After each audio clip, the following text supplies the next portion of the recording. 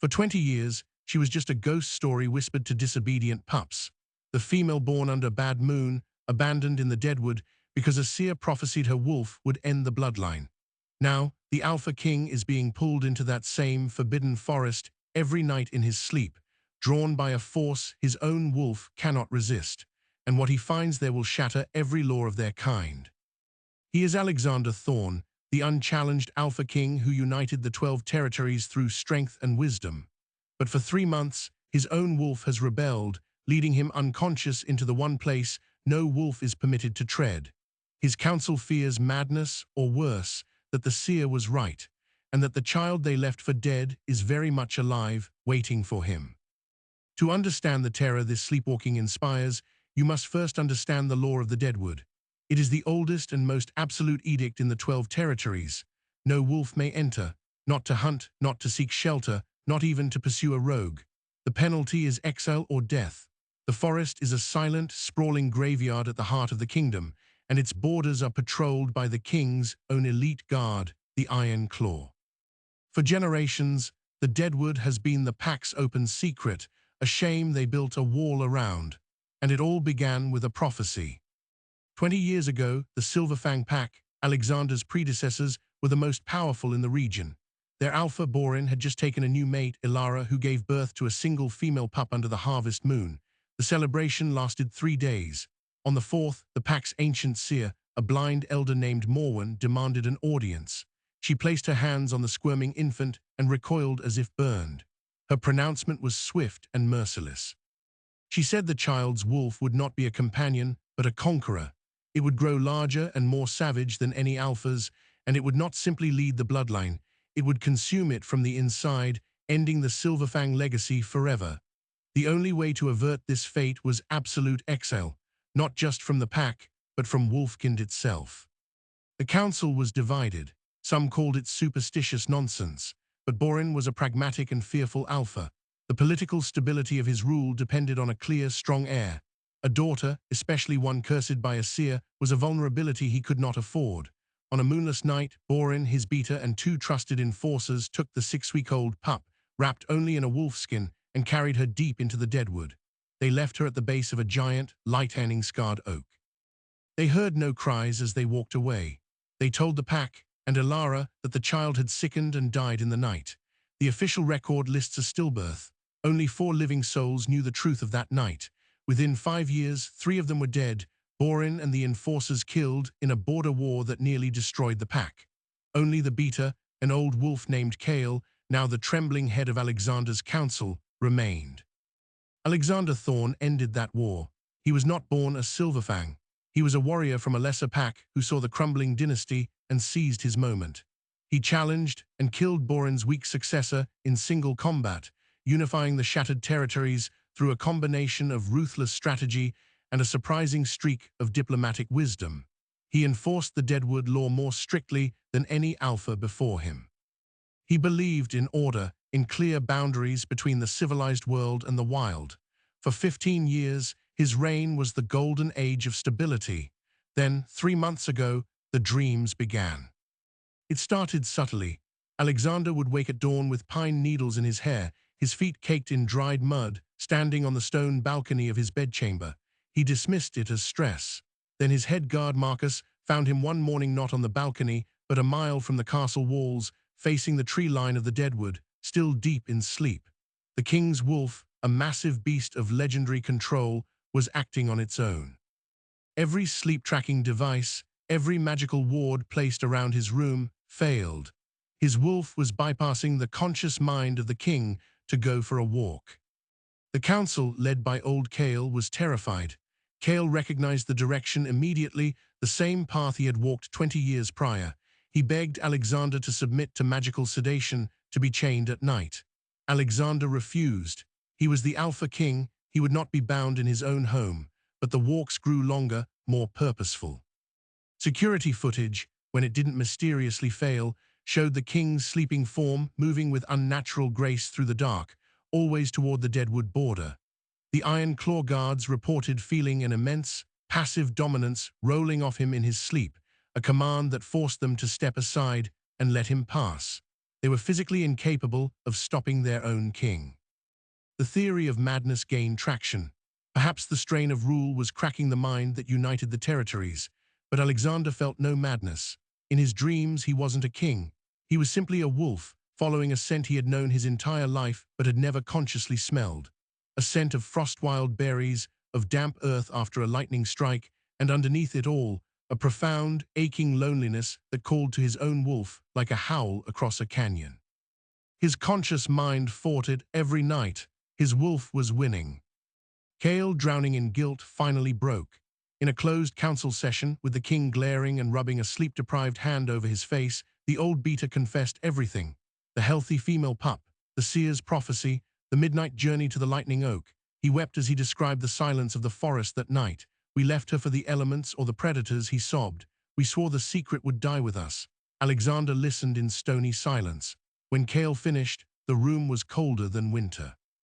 You abandoned a child to die on the word of a frightened old woman, Alexander stated, his voice low and dangerous. You created a ghost, and now that ghost is calling to me. He banished Kale from the council on the spot. The revelation changed everything. This was no mental break. This was a supernatural reckoning. The Pax historians scrambled, digging up Morwen's original prophecies. They found a footnote, a line most had ignored. The forest may keep what the pack discards, and what it keeps, it changes. The implications were chilling. What if the child didn't die? What if the Deadwood, a place saturated with old magic and isolation, did something else? The central question was no longer about the king's health, but about the prophecy itself. Did they create the very monster they feared by trying to avoid it? Alexander made his decision. The next night he wouldn't fight the pull. He ordered Marcus and a squad of Iron Claw to follow at a distance, to observe only. He would go consciously as his waking self and meet whatever was drawing him in. The tension in the castle was a physical thing. That evening, as the moon rose, Alexander stood at the official border stone, the ancient marker that separated his kingdom from the forbidden forest. He looked at the dense, dark wall of trees that had haunted his sleep for months. He took a breath, stepped over the boundary line, and felt a jolt like a completed circuit. His wolf surged to the surface, not in aggression, but in recognition. The path was clear. He walked for hours, deep into the heart of the Deadwood, to a small, hidden clearing bathed in moonlight, and there he saw her. Crouched by a stream, drinking from cupped hands, was a woman. Her skin was sun-darkened, her hair a tangled mane of dark blonde streaked with forest green, woven with small bones and feathers.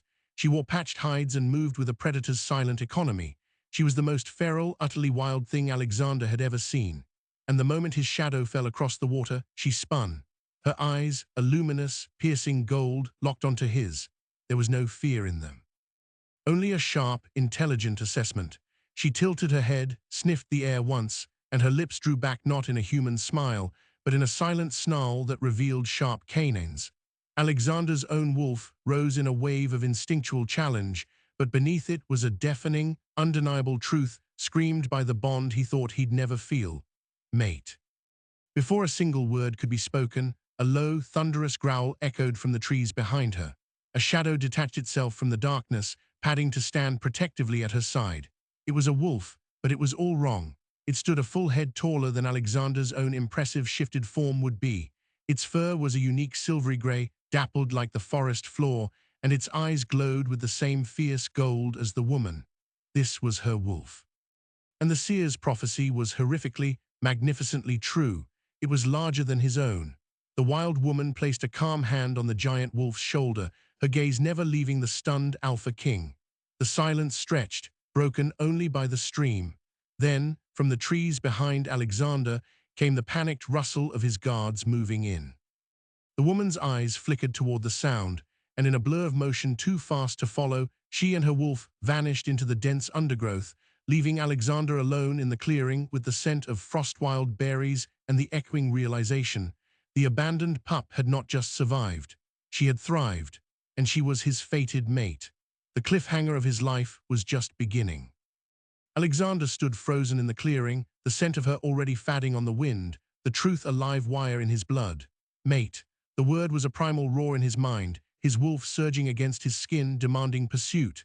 Behind him, Captain Marcus and the Iron Claw burst into the clearing, weapons drawn, scanning the shadows for the threat. "Your Majesty," Marcus barked, positioning himself between the king and the tree line. What was that? We saw a shape, a massive wolf. Alexander held up a hand, silencing him. His voice, when it came, was rough with undisguised awe. "It was no threat, Marcus. It was her, the abandoned one." He turned to his head guard, the moon casting his features in sharp relief. "And she is my fated mate." Return to the castle was a somber, silent procession. The Iron Claw guards had seen the giant wolf. They had felt the king's tumultuous emotions. By dawn, the rumor was a wildfire. The king had found a ghost in the deadwood, and she was his true mate. The council assembled in an uproar. Old laws collided with shocking new reality. The deadwood was forbidden. The king had broken his own law, and the creature he found there was, according to their own history, a cursed abomination meant to destroy them. Alexander sat on his throne, still wearing his forest-stained clothes, and let the arguments crash over him. The loudest voice was Alaric, the pack historian and staunch traditionalist. "You cannot be serious. This is a trick of the forest, a phantom meant to lure you to your doom. The prophecy stated she would end the bloodline. Bonding with her would be the fulfillment of it." But another voice, softer, emerged. Lysandra, the castle's head healer and a student of old magic, offered a different view. What if we misunderstood? What if ending the bloodline didn't mean destruction, but transformation? The Silverfang line ended with Borin's weakness. Alexander's line is new. She could be its beginning, not its end. The council was split, mirroring the war inside Alexander himself. He spent the next week in a torment of obsession. The pull was no longer subconscious. It was a constant, deafening drumbeat in his chest. His wolf was frantic, scratched at the walls of his mind, desperate to return to the clearing, to find that scent again. He tried to resist, to be the rational king. It was impossible. On the 8th night he went back, alone this time, ignoring Marcus's protests. He stood in the same clearing and simply waited. For 3 nights, nothing. On the 4th he brought an offering, a freshly killed deer left at the base of the lightning-scarred oak. He retreated and watched from a distance. Just before dawn she emerged, not the woman, but the colossal silver wolf. It approached the deer cautiously, sniffed, then looked directly at his hiding place. It didn't take the kill. It vanished back into the trees. The next night, the deer was gone. A fragile, silent ritual began. He would bring offerings, food, a sharpened flint knife, a warm pelt. She would take them, sometimes leaving something in return, a perfectly round river stone, a bundle of rare medicinal herbs. They never spoke. She never showed her human form. He would catch glimpses of her, a flash of gold eyes in the foliage, a shadow moving parallel to him through the trees. He learned her patterns. She was not alone. The giant wolf was her constant guardian, but he also saw a family of foxes that followed her and a great horned owl that watched from the branches above her favorite resting spot. The deadwood did not shun her, it protected her. She was its living heart. Alexander began to understand the seer's other warning. The forest keeps what the pack discards, and what it keeps, it changes. She was not a werewolf as he knew it. She was something else, a symbiotic part of the forbidden forest itself. Back in the world of politics, the storm was building. The other territory alphas, who owed fealty to Alexander, caught wind of the scandal. A delegation, led by the harsh and ambitious Alpha Gideon of the Stone River Pack, arrived unannounced. Gideon was a traditionalist who coveted Alexander's throne. In a tense open council, Gideon laid down the challenge. "You consort with a creature of the forbidden wood, a thing our laws say must not exist. You break the oldest taboo for a phantom mate. This undermines all law, all order. If you do not renounce this fascination, and cleanse the deadwood of its abomination, then you are not fit to be king." It was a thinly veiled threat of rebellion. Alexander, feeling the mate bond pull him toward the forest even as Gideon spoke, made a fateful choice. He did not back down. "The law was built on a lie and a crime," he declared. "I will not punish the victim of that crime. The deadwood law is under review, and she is under my protection." The meeting ended in cold hostility. Gideon left the castle, his pack's loyalty shattered. The crisis point arrived from an unexpected direction. A sickness began spreading through the lower town, a violent fever that resisted all known healing magic. Lysandra worked tirelessly, but pups and elders were dying. Desperation turned to suspicion, then to fear. Whispers started, "The forest is punishing us for the king's transgression. The cursed one has brought a plague." The crowd's fear needed a target, and the wild woman, unseen and unknown, was perfect. A mob, incited by Gideon's agents, formed at the edge of the Deadwood. They carried torches and silver-tipped spears. They intended to burn the border to smoke the monster out. Alexander and the Iron Claw arrived just as the first torch was about to be thrown. A riot seemed inevitable, but then a haunting, melodic howl cut through the night, a sound that was neither fully wolf nor human, that echoed with the wind through ancient trees. The mob froze. From the darkness, the wild woman stepped into the torchlight, not as a wolf, but in her human form. She wore her hides, her hair wild, but she stood tall and unafraid. In her hands she held a woven basket full of the same rare herbs Alexander had seen before. She ignored the spears pointed at her, her golden eyes finding Alexander. For the first time she spoke. Her voice was husky from disuse, each word deliberate. "The sickness," she said, holding out the basket. "These will cure it. The forest is not angry, it is sad. The water source is poisoned by old iron from the abandoned mines your people forgot." She pointed to the northeast, toward a sealed-off tunnel no one had entered in 50 years. The mob was stunned into silence. Alexander took the basket, his fingers brushing hers. A spark, visible to all, leapt between their hands. The mate bond flared, undeniable. In that moment, she wasn't a monster. She was a healer with impossible knowledge. The pivot was absolute. She had not brought the sickness, she held the cure. And she had just spoken her first words to save the very people who wanted her dead. Alexander ordered the mines investigated. They found the corrupted water vein exactly where she said it would be. The herbs she provided broke the fever in hours. Public opinion began to sway, but Gideon's faction was not appeased. They were enraged. If she became a savior, their cause was lost. They needed to prove she was a danger. Gideon devised a new plan, one far more sinister. He knew the old stories. He knew that a werewolf's bond, especially one as primal as this, could be exploited. If the king could be lured away, the creature could be captured. And once captured, she could be made to look like the violent beast they claimed her to be. Gideon sent word to his allies. They would use the upcoming lunar eclipse, a time of heightened magical energy, to enact their scheme. They would create a false emergency at the border, drawing Alexander and his guards away. Then a separate team, armed with silver nets and tranquilizers derived from deadwood plants, provided by a traitor within Lysandra's own apprentices, would go into the forest and take her. The stage was set for a confrontation that would force Alexander to choose between his kingdom and his mate, and would force the wild woman to decide if the world that abandoned her was worth saving. The eclipse was in 3 days. The day of the lunar eclipse dawned with an eerie, copper-colored sky, the very air tasting of metal and impending storm. In the castle, Alexander was a caged animal. The mate bond was a physical ache, a tension wire stretched taut between his heart and the deadwood. He knew Gideon was planning something. His spies reported movement among the Stone River wolves, and a contingent of them had been seen near the old mines. But the false emergency, when it came, was brutally effective. A frantic messenger, one of Gideon's plants, stumbled into the courtyard just past noon, bleeding from a shallow cut. "Rogues, your majesty, a full pack, armed with stolen silver, attacking the western border outpost. They've taken families hostage." It was a classic, urgent diversion. Alexander knew it was likely a trap, but as king, he could not risk ignoring a threat to his people. He made a calculated gamble. He would take the bulk of the Iron Claw, making a show of force, but he ordered Marcus and a small, elite team to stay hidden near the Deadwood border. "If Gideon moves on her, you intercept. Protect her at all costs." As Alexander rode out with his forces, he felt a cold dread settle in his stomach. He was leaving his mate unprotected, playing directly into Gideon's hands. In the Deadwood, the wild woman felt the shift in the forest. The animals were restless, the birds had fallen silent. She sensed the wrongness of the approaching eclipse, a pressure that made her giant wolf, whom she called Shadow, pace and growl.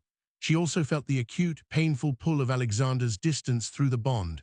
It was a new, confusing sensation, worry for another. Her entire life had been about survival, about listening to the forest.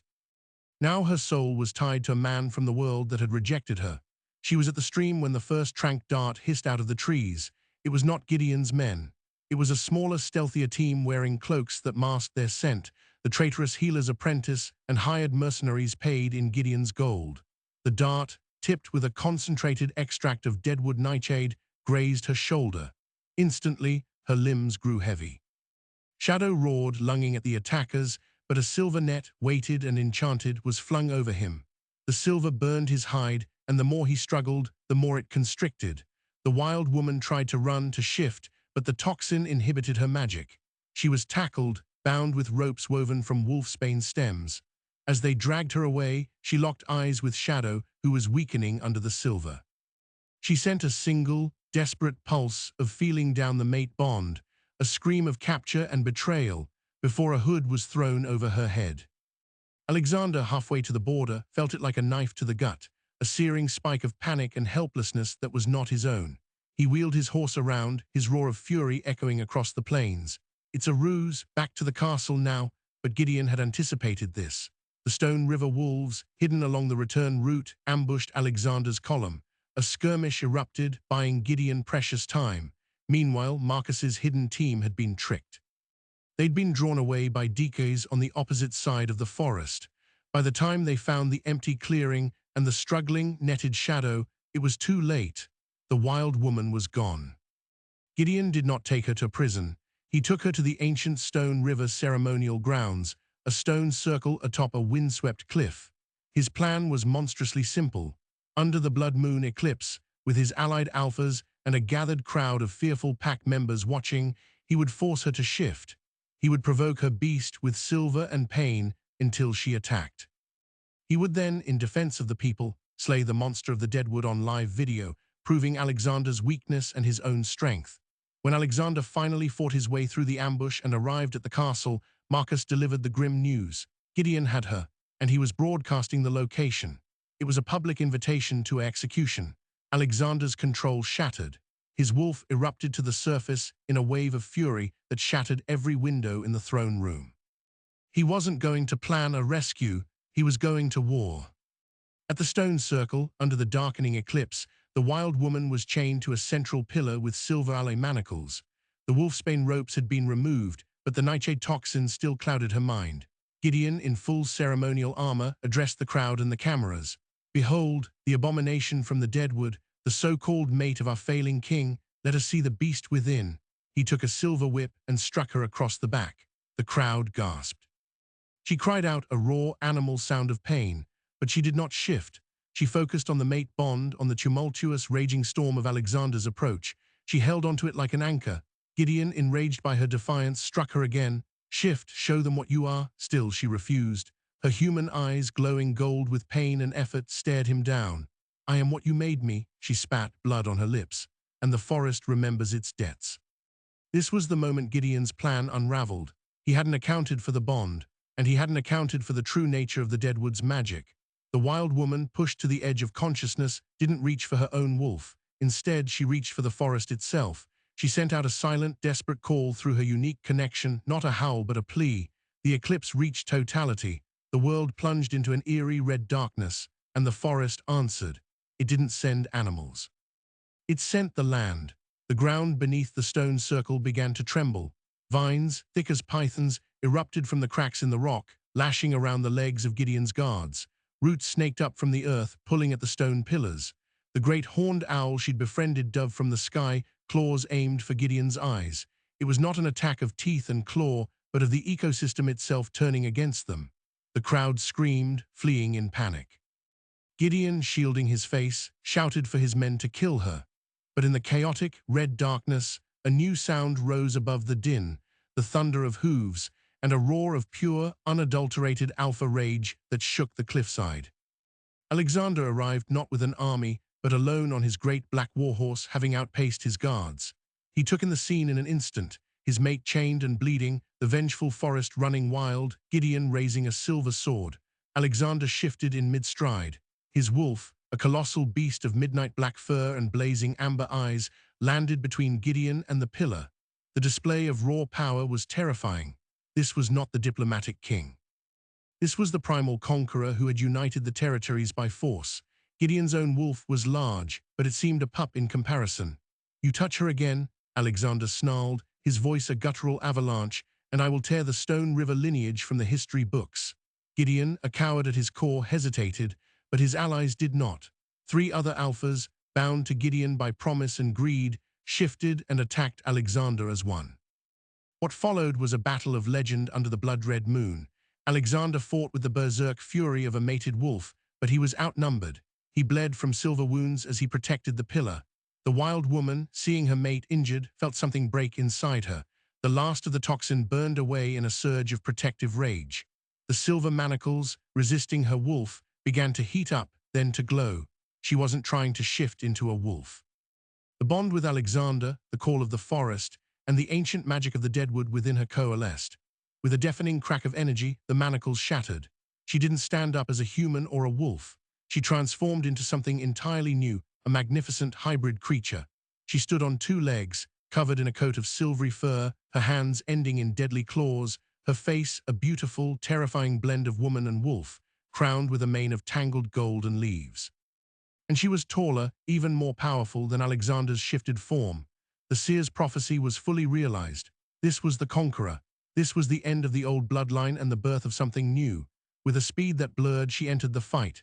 She didn't just attack, she dismantled. She moved with the forest's grace and its ruthless efficiency, disarming, disabling, throwing Gideon's allies off the cliff with terrifying ease. She and Alexander fought back to back, a perfect, lethal symphony. The remaining Stone River wolves, witnessing this dual display of godlike power, dropped their weapons and submitted. Alexander, in his wolf form, pinned a terrified Gideon to the ground. The wild woman, in her majestic hybrid form, placed a clawed hand on Alexander's shoulder, her touch calming his killing rage.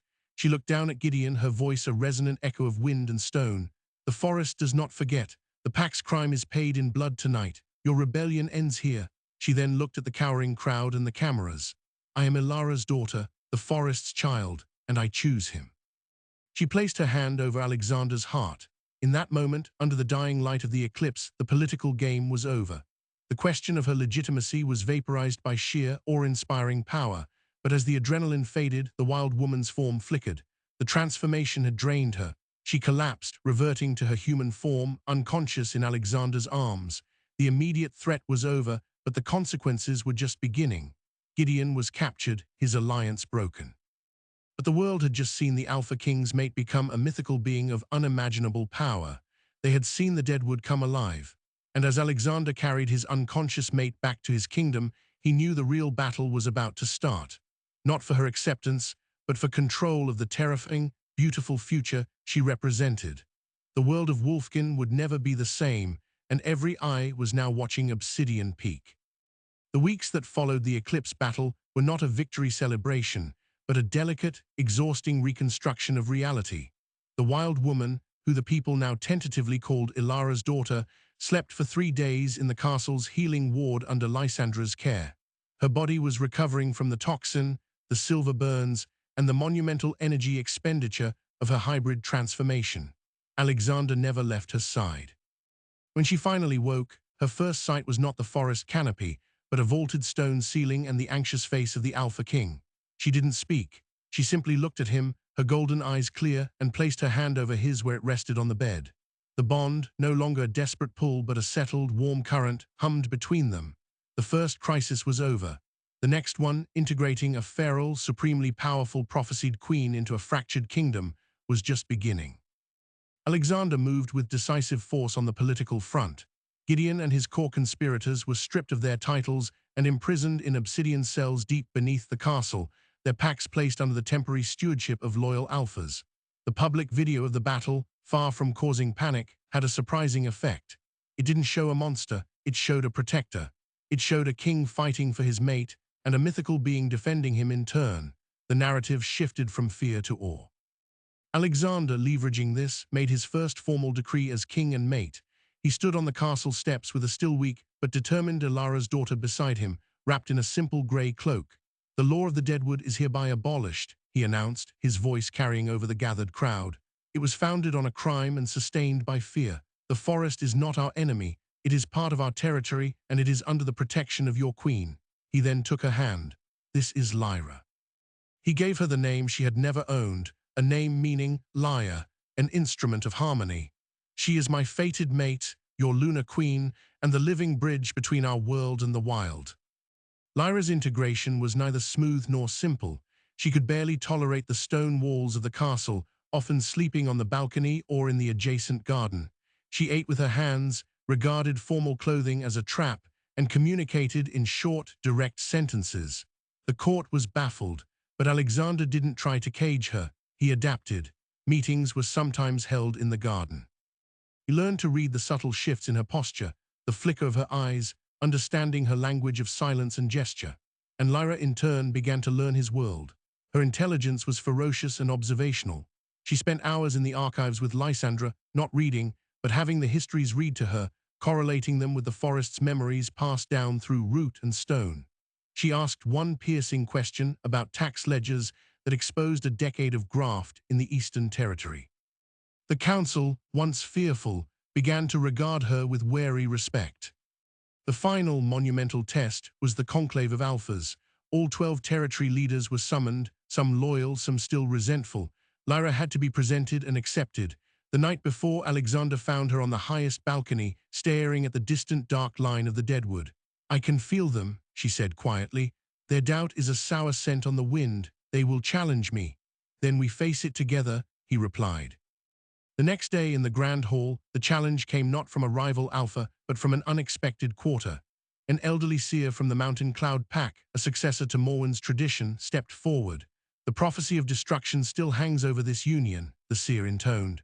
"Can you prove it false? Can you prove you are not the end, but a beginning?" Lyra looked at the old woman, then at the assembled alphas. Instead of speaking, she walked to the center of the hall and closed her eyes. She reached for the bond with Alexander, and then beyond it to her connection with the deadwood. The hall remained silent. For a long moment nothing happened. Then a whisper of green sprouted between the stone flags at her feet. A tiny, fragile sapling of lightning oak pushed through the solid rock, growing to knee height before stopping, its leaves shimmering with a faint silver light. It was an impossibility, life from stone, the heart of the forest declaring its presence in the seat of power. Lyra opened her eyes. The forest does not destroy, it transforms. It reclaimed what was discarded and returned it, changed. "I am that change." The old bloodline feared transformation, so it called it an end. Do you fear it still? The display of gentle, profound magic was more convincing than any roar of power. The conclave was silent, then one by one the alphas bowed their heads. The seer herself smiled, a thin, knowing curve of her lips. "The prophecy is fulfilled. The bloodline that refused to grow has ended. A new one begins here today." With political acceptance secured, Lyra and Alexander turned to the future. Their first joint act was to open the deadwood, not for logging or settlement, but as a sacred preserve and a training ground. Lyra, with Shadow at her side, began to teach the Iron Claw how to move silently, to read the forest's signs, to understand the old magic that lingered there. The Pack's warriors, who had once feared the place, found a new respect for it. Lyra also initiated a project to heal the lands damaged by the old mines and industry, using her symbiotic knowledge to cleanse poisoned earth and water. She became a symbol not of wild danger, but of balanced restoration. But the most surprising detail emerged months later, during the rebuilding of the castle's oldest wing. Workers uncovered a hidden chamber behind the old Seer Morwen's quarters. Inside, they found not grim artifacts, but journals, Morwen's journals. Alexander and Lyra read them together by firelight. The writings revealed a shocking truth. Morwen had not been a blind fanatic. She had been a radical. She had seen the Silverfang Pack growing corrupt, weak, and cruel under Boren. She saw the same fate for all packs if they continued to isolate themselves from the wild magic that was their birthright. The prophecy was not a prediction of doom, but a desperate intervention. She believed a child born of the direct bloodline, if forged in the crucible of the forest, could return with the power to break the cycle and force a transformation. She calculated the fear it would invoke, knowing Boren would choose exile over murder. She gambled that the forest would keep the child alive and remake her. Her final entry, written just before her death, read, "I have set a ghost to haunt them, a beautiful, terrible ghost who will either be their salvation or their deserved end. The forest will decide." Lyra was not a mistake to be eradicated. She was a calculated, generations-long seed planted by a seer who loved her people enough to try and shock them into evolution. She was always meant to come back. 1 year to the day after Alexander first sleepwalked to the border, he and Lyra stood together at the lightning-scarred oak. The deadwood was no longer silent. It echoed with the distant sounds of pack trainees and the healthy calls of wildlife. Lyra wore a simple dress of green wool, her crown a living wreath of oak and silver leaf. Alexander's arm was around her, their bond a quiet, steady song. The seer's gamble paid off, Lyra said, her head resting against his shoulder. But she didn't plan for you. Alexander smiled, kissing her hair. She planned for a king who could recognize a queen when he saw one. I just had to be dragged kicking and sleeping into the right clearing. Lyra laughed, a sound that was still rare but now filled with genuine joy. They turned their backs on the oak and walked together toward the castle, their shadows merging into one long silhouette on the path. The ghost story was over. The reign of the Forest Queen and the Alpha King had truly begun. Their story was no longer about a curse, but about a covenant between the civilized and the wild, held together by the most powerful force of all, a bond that refused to be broken. And as the sun set, painting the sky in hues of gold and deep green, the entire territory felt not fear, but a profound, hopeful peace. The transformation was complete. So what does the story of the Alpha King and his Forest Queen truly tell us? On the surface, it's a classic tale of a cursed love that conquers all. But dig deeper, and it becomes a fascinating case study in how fear writes its own future, and how destiny often works through the very taboos we create to avoid it. The Silverfang Pack, terrified of a prophecy, abandoned a child to the one place that could give her the power to fulfill it. In trying to prevent an end, they engineered a new, more powerful beginning they couldn't control. Lyra's journey from abandoned pup to sovereign queen challenges the very foundations of werewolf fiction's social order. She wasn't an omega rising through submission or a lone wolf finding a pack. She was an ecosystem unto herself, a sovereign power who chose to partner with a king, not serve him. Her larger wolf form wasn't just a cool trick. It was a physical manifestation of a truth we often ignore, that which is cast out and forced to survive in the wilderness doesn't just endure, it adapts, it evolves, and it often comes back stronger than what remained in comfort. And Alexander's story is one of a leader's evolution. He didn't find his mate in a ballroom or through a political alliance. He was literally dragged by his own subconscious into the forbidden to find her. His greatness wasn't in never breaking a law, but in having the courage to question why the law existed in the first place, and the strength to change it when he found it was built on a lie. Their bond rewrote the rules because it was more authentic than the rules themselves. The revelation of Seer Morwen's journals adds the final, masterful twist. It suggests that sometimes the prophets and the storytellers don't just predict the future, they actively, desperately try to script a better one, using the tools of fear and mystery at their disposal. She didn't just foresee Lyra, she gambled on creating the conditions for her existence, trusting that the right king would eventually see the ghost not as a threat, but as the missing piece of his kingdom's soul. In our world, we don't have seers or wolf shifters, but we have our own deadwoods, the ideas, the people, the parts of ourselves we exile out of fear. We have our own prophecies of doom that can become self-fulfilling. The lingering question this story leaves us with is this: what if the thing you're most afraid of, the story labeled a curse, is actually the key to a transformation you desperately need? What ghost is calling to you in your sleep, and do you have the courage to walk into the forbidden forest to meet it? If you were captivated by this journey of a feral omega who became a queen, of a king who learned to listen to his wildest instincts, and of a love that literally changed the landscape of a world, then you're in the right place. Do us a huge favor, hit that like button, it genuinely helps the channel. Share this with someone who loves an epic, transformative love story. And most importantly, subscribe and ring the notification bell. We dive deep into the lore of paranormal romance, unpacking the tropes, the psychology, and the epic tales of fated mates, rejected bonds, and hard-won happy ever-afters. There's always another story waiting in the shadows. We'll see you in the next one.